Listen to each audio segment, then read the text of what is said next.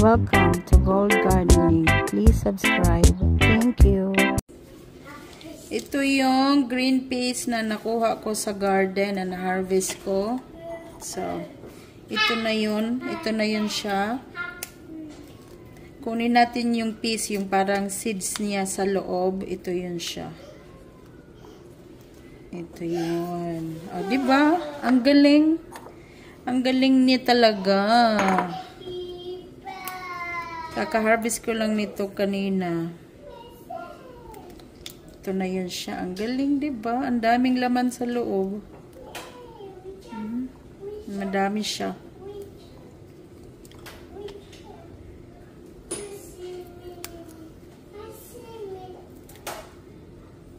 Sana bigyan pa tayo ng madaming bunga noon. May oras pa, madami pa. May 3 buwan pa o 2 buwan. So,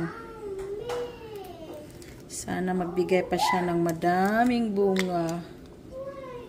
Gustong-gusto ko talaga to. Masarap to siya sa itong peas na to, masarap sa pansit, pang sahog. Tsaka may kinuha din akong malapad pa yung hindi pa siya ready. Nakatulad nito na may seeds na sa loob. Ito, wala pa siya. Pero meron na din to, maliliit lang.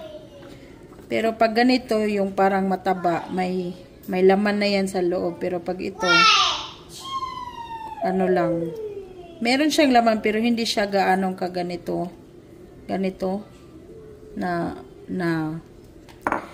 ganyan yung style niya sa loob. Ano bang tawag nito sa Tagalog? Minsan talaga nahihirapan ako mag-Tagalog kaya yung salita ko remix Bisaya at Tagalog.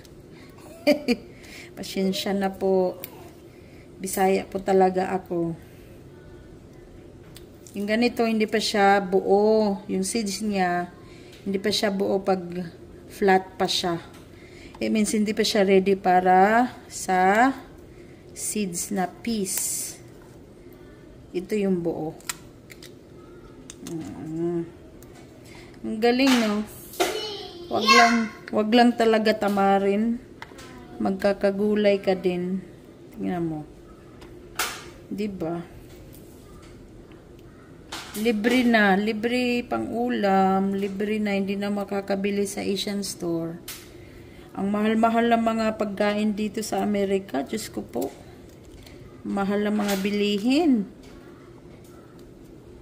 Kaya magtiyaga talaga magtanim kasi sayang din yung space sa bakuran.